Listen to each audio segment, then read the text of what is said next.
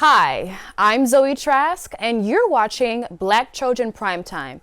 We're giving you the latest news on Black history, culture, and society right here at USC. For this episode, we're discussing hair discrimination and its impact on Black women's mental health. So be sure to stick around to find out what's the tea. Not all hair is equal. According to the 2023 Crown Workplace Research Study, Black women's hair is 2.5 times more likely to be perceived as unprofessional. Those with coily or textured hair are twice as likely to experience microaggressions in the workplace compared to those with straight hair. Hair discrimination is a systemic problem in the workplace and on school campuses. Apparently, this affects Black women's self-esteem and sense of belonging. So the term texturism refers to bias against people with coarse or coily hair, whereas straight and smooth textures are favored. This is still the standard. In California, the Crown Act has fought for protection of styles like braids, twists, locks in the workplace and public schools, but texturism is only one aspect of hair discrimination. This also happens within the Black community. Black Americans spend more than $2 trillion annually on hair care. It matters to us who styles our hair, what products we're using, and who it's coming from. In February, Beyoncé launched her new hair care line, Sacred. According to the company website, the products are suited for all hair types. Meanwhile, major hair care brands like Cantu, Shea Moisture are not owned by Black people. Should we still rely on companies to sell quality products with our best interest? Well, when we come back from the break, you'll hear from a Trojan who's got lots to say. Stay tuned.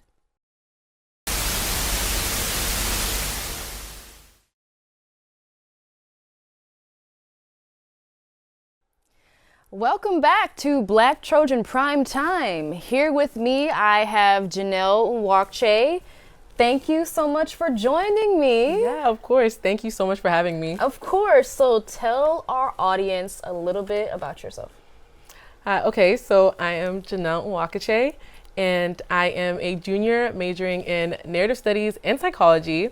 I'm the event coordinator for Curly Vision, and I do hair for so many beautiful Black women here on campus. Period. So I want to know, tell me a little bit about your relationship with hair. Like, how did you become a hair braider on campus? Yeah, so I've always loved getting my hair done, or having my hair done. Mm-hmm. The experience of getting my hair done has been it's been a lot, but my mom did hair when I was younger. And so she was always the one doing hair, but eventually it was I have super thick, I have 4C hair, and then she has 3 other daughters. So it was just she was like, okay, you got to get a relaxer. So then eventually, when the natural hair movement started picking up and stuff like that, I eventually slowly started taking good care of my natural hair, figuring out different products that worked for me, and I also had the time to do so. So I was experimenting so much. I'd save my allowances just so I can try out new products, different techniques. And eventually I cut off all my relaxed hair and I went completely natural. And then this was my journey of starting to learn how to do my own hair. So when I got into high school, I started wanting braids, knotless braids, box braids and stuff like that. Mix it up, Yeah, to mix it up. And so I started doing my hair freshman year of high school. And eventually my friends and family started asking me who's doing your hair? And they wanted their hair done too, so I started doing hair there.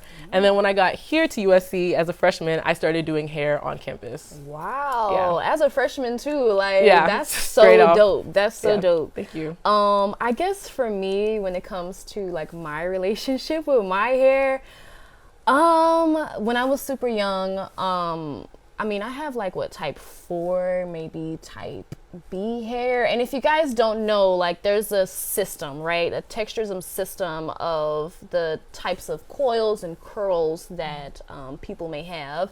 And type 4 is the most the coiliest type of hair. And so because I was type 4, a lot of the times, you know, my parents, they were, you know, on the go. My mom was on the go all the time. So we didn't really have time to do my hair natural. So honestly, we would just get a perm. I would just get a perm, and I would cut it short like in a bob. And of course, you know, when you're young, if you know, right? Bumping those ends, right? That was a no-no for me. I didn't like that at all. When I look back at it now, I'm like, okay, it has some body. No. When I tell you, when I looked in the mirror and I saw that my straight hair was bumped, I didn't look like Zendaya, okay? I looked like James Brown. And to this day, I'm still hurt about that. But that's okay. We don't have to talk about that. But anyway, I wanted to know, have you ever had like any experiences of hair discrimination, whether, you know, it's at school, whether it's at work, or even, you know, with your friends or the dating sphere? Yeah, so I think when I was younger, like the main thing that I'd always get was, because my hair was like super thick and it was like, it had some length to it, I would get a lot of like, oh, like your hair is so pretty, you should relax it, you should relax your hair, to like make my hair better.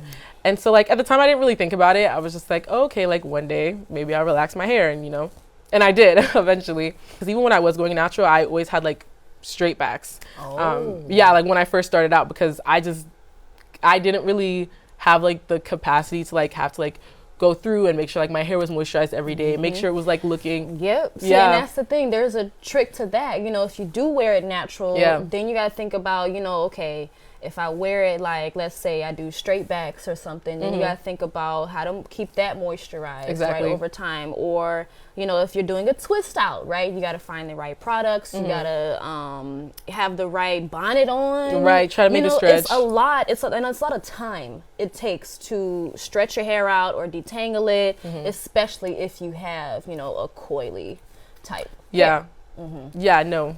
100%. And especially for me, I've definitely witnessed like people will treat me differently depending on the type of hair that I have. I see it first of all with dating. Like I will attract different men depending on the type of hair that I have.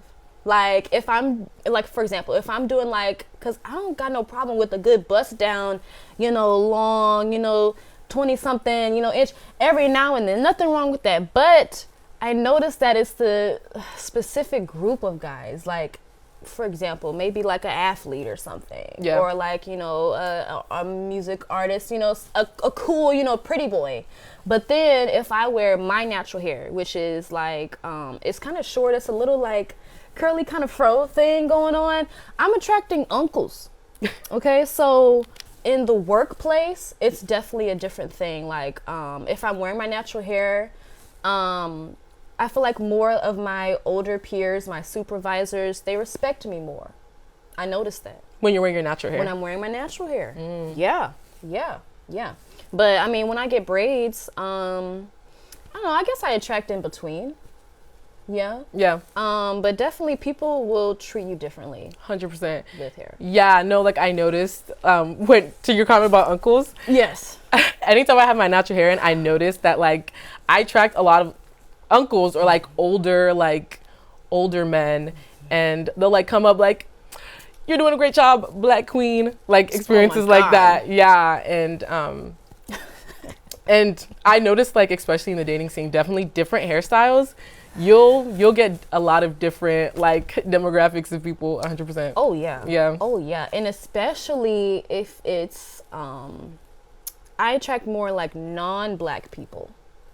If I'm not wearing my natural hair. If you're not wearing your natural hair. Yeah. Well, clock that. But also I want to know, I guess, you know, whether natural hair or not, what products do you use? What products do you like to use? Okay, so recently I actually started using a lot of Camille Rose products. They have, I think it's a newer line. It's like, it has like chebe butter. I don't know if I pronounced that right. Okay. Yeah, so I started using that because my hair loves like thicker butters. And I've also been using like their hair oil. I think it's like, has omelet oil in it. It's amazing. The And balm? it smells really good. It smells really Okay, good. Yeah. okay. So I've been using that, and then like I use and Camille Rose is Camilla black Rose? owned. Okay. Yes, they All are right. black owned. And then I also use Shea Moisture like deep conditioners. Yeah. When I did my big chop, I dyed it, so I had to change the type of products I was using. But before then, I was super into like Carol's Daughter products. And when it came to like conditioner, I liked more of kind of a thick, kind of creamy kind of consistency. Whereas like, where is it? Like on Jackie's? Yeah. That one is a little bit more kind of watery. Yeah, it is. That one does not do well for my hair. Yeah. And I guess that's the trick when it comes to, you know, learning how to care for black hair. You have to know the types of products, which works best if your hair is high or low porosity. Like, it's a science to this, really. And I didn't really know about this actually until I got older and started to invest in my own hair. Yeah. You know? And here at USC, I've noticed, like, I feel like there's maybe a gap in some of the products offerings for black people here. Yeah. I mean, what have you experienced? Yeah, like I'm thankful that like the products that I use are in Target, like the Target that's in the Village. But I also did notice like the variety of hair products. Like if I do want to get hair products, I have to travel pretty far to get like good hair products or to find like a really good like beauty supply store in general. I do wish that our Target, it is a smaller Target in general, but I do wish they had a greater variety of products that we could use in our hair. So yeah, that's like another thing. I feel like it takes like extra planning on top of like the other planning that you have to do for your hair for like figuring out the hairstyle. Now you have to like figure out like when you have time to like go get your products and stuff like that because you have to travel far. Yep, and then prep your hair before it's time. Exactly. Look, let me tell you, at the Target here, I was shocked, okay? You know, again, y'all, I'm from the South, right? And I come from HBCU. Shout out to Xavier University, XU, right? There, you know, everybody and their mama did hair. Somebody did nails. Somebody did makeup, right? So I was never, you know, looking around to find the products that I need. But when I came here to USC, there's one Target on campus. That Target does not have anything for my hair, for my people. Okay, I get there and I'm seeing what? Cantu. It's no shade on those that use Cantu, but it's not cutting it. Cantu, you know, mixed chicks, you know, stuff like that. In order for me to go and get products that work for my hair, I have to go to Martin Luther King Boulevard, okay, in the hood, to get my supplies. And it's like, why does it have to be that way? Why is it that way? Yeah, it's honestly really, really, really disappointing. I just think that, like, I don't think that they always have like our best interest in mind when it comes to like accessibility. It's a business. So they're always trying to figure out, okay, like how can I make the most money?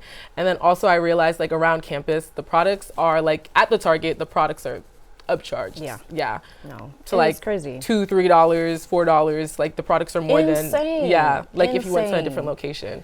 So have you heard about, you know, in the meantime, there are, you know, black owned brands that are coming out now that are endorsed or started by some black celebrities we know. Yes. So like I mentioned earlier, Beyonce did her hair care line Sacred. And then there's some other brands. So I know about Tracee Ellis Ross. Her hair care brand is called Pattern. And Taraji P. Henson, I think it's just TPH. Yeah. And that's her hair care brand. I mean, have you heard about any of those? How do you know, feel about them? Yeah, I have heard about those. And I've seen them in Target. I think they have them at the Target on campus. The only thing is that I'm a little nervous to use it because sometimes I feel like things are like marketable because of the celebrity name. So I definitely do want to try it. I definitely do want to try it out. I want to try Beyonce's line and Pattern and Taraji P. Henson's eventually, but I haven't like gravitated towards them because I don't know if it's like quality or their name. And the products that I'm using right now have been working for me. So, and I think these are still relatively kind of new. So maybe we just kind of need some more time for people to just try it out before it becomes more kind of mainstream. Yeah. You know? So I guess if it already isn't hard enough to find the products, I've noticed that here at USC, it's even harder to find people to do my hair. Yeah. Right? I looked you up. I had to dig to find you actually through, there was like a group chat, a Black USC group chat or something, and they had, actually shout out to them because they had a list of different like hair braiders and stuff, and I went down the list. And I don't know, it just made me think about like, why is it so hard to locate a hair braider? And why does it feel like the community where getting your hair done just doesn't feel like the same like it used to back in the day? Yeah, I feel like, again, it's just like here on like, especially since it's a PWI, it's just like there's less Black people in general, and then trying to find the braiders like within that community, and also people who have time, because I am a hairstylist, so trying to even find the time to like fit everyone in, and then also like focus on my grades and the different things that I'm doing besides being a hairstylist is like, it's like a lot. And yeah, and then like being in LA, like the prices are like pretty insane. I actually wanted to ask you about like how crazy it is, or how meticulous it can be when you finally find a hair braider, and then you get on the booking site and it's like a whole list of rules and the deposit, and why does it feel like I have to do so much in order to even just talk to someone about hair, whether compared to back in the day, we could just go into a salon, have a relationship with the hairstylist, and get our hair done. Now it just seems like just a strict like business transaction. Yeah. So that is really like disheartening, honestly, because I feel like, especially since you're struggling so much to like get your hair done in the first place, and then when you are getting your hair done, it's not like a loving experience. It is disappointing, but I've noticed people have less patience for certain things. So like in terms of, like the detangling fees, or like they're like all the like rules. That and is stuff like insane that. to me. Like a detangle, you are charging me because my hair is natural, because my hair is type 4. I gotta pay extra for that. Yeah. Insane to me. Yeah. Insane to and me. also like charging for like thickness and stuff like that. Wow. People are really trying to, what do I want to say? Like profit from their time. Like everyone's like in a mindset where it's like every minute counts. And I do understand it at some points. There's like been like huge discourse. I see a lot of TikTok videos of people complaining about hairstylists and different things and like the prices. And while though, like I think there's certain fees, like I don't think that you should be charging for like thickness of your hair. Definitely unnecessary fees. Yeah. And I think it also becomes an issue when that specific hair braider or hairstylist is not licensed. Yeah. And you're asking all of these things from us, or even requiring your clients to come with their hair already washed and blowed out or dried. You don't even offer a full hair care service anymore. Yeah. And I think that also like speaks to something I think that's like really important, is because it's like, I think that sometimes there's like a disconnect between like hairstylists and clients. Like I've noticed that there's not a lot of like, there's not as much consideration for like, like some people struggle with like getting their like hair detangled, or, like thickness of your hair. You can't really, you can't really change that. Right. But then like also when it comes to like pricing and stuff like that, there's like a disconnect. And sometimes I think that I think we need to think, both hairstylist and client needs to think about each other more, because since I think there can be a lot of tension, because it's already like a frustrating experience, like trying to find a hairstylist and then trying to find one that fits within your budget. And like they're charging what, $300 for some mid-length, knotless braids? Crazy. Yeah. Insane. Yeah. But then on like the other hand, I also do like, something that I've noticed is that there are certain prices where like I feel like some people don't, and this is coming from like a hairstylist perspective. Okay. But like no, but like I always try to price like hourly. Okay. And so there's certain, I know I've seen, being in LA, I've seen like $600 braids, but I know, well, for me this isn't a career for me, and I'm like this isn't like something that I'm doing as like my sole means of like Income making right money. now, right. Yeah. But sometimes I'll see like certain things, though of course I feel like there's people who always like lean towards like heavily on one side. But I always try to think of the idea that this is how some people like support their families. So like thinking about like, okay, how much are they getting paid hourly? Right. And you know, getting your hair done, it's like, or like standing and doing hair is like, it's almost like a labor job. And so I think there needs to be that understanding, but also like all the extra fees and then having to like, I know I saw like a TikTok video where if you didn't use the hairstylist bundle, she charged you an extra $150. I thought that was insane. And then it's like, you're just doing that for like, you're trying to find little ways to make more money. Like you're almost exploiting your clients. And then And there's a fine line, I guess, you have to, you know, set. Yeah. Because I do understand, like, hair braiders pay bills too. Yeah. You know? So, but I want to know, like, what should hair braiders and hairstylists do to make their clients more comfortable and just improve the sense of community around getting your hair done? I think that like, I feel like being very open about like certain things, because I definitely understand the, like, I just think that what am I trying to say? Like, so that there's like an understanding with each other, like, okay, like I charge extra because of this, or, you know, like maybe talking to your client, like, okay, like, this may be extra because it's going to take me this amount of time, just so that they're not thinking that, oh, you're just trying to get more money out of me, you know? And just trying to like communicate, make sure you have like everything like up front. Like you don't want to get to the end of your appointment and then you start adding a bunch of prices at the end and stuff like that. So I think that like communication and also thinking about like actually liking your job, you know? So that when it comes to certain things, it doesn't feel as much of a hassle. It's just like, okay, I'm doing my job and I want to give you the best hairstyle and I care about you and the health of your hair. Emphasis on liking your job. Yeah. You know? Yeah. But I do want to shout out a few hair care pages. We'll start with yours on Instagram. It's at Nell Styled It. Yes. And there's another page I want to put in for the student body if you're trying to find, you know, a natural hair care, you know, go-to source. Visit at Curly Vision SC.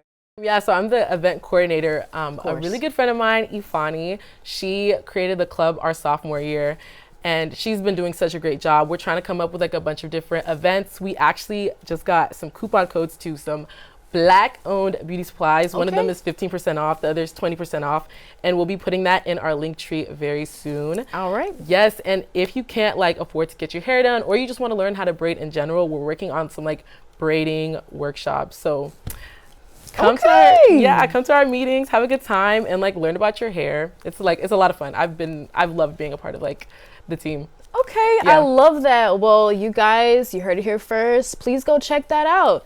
And thank you so much, Janelle. Thank you for coming on the show. And I'm Zoe Trask, and I'll see you next time for Black Trojan Primetime.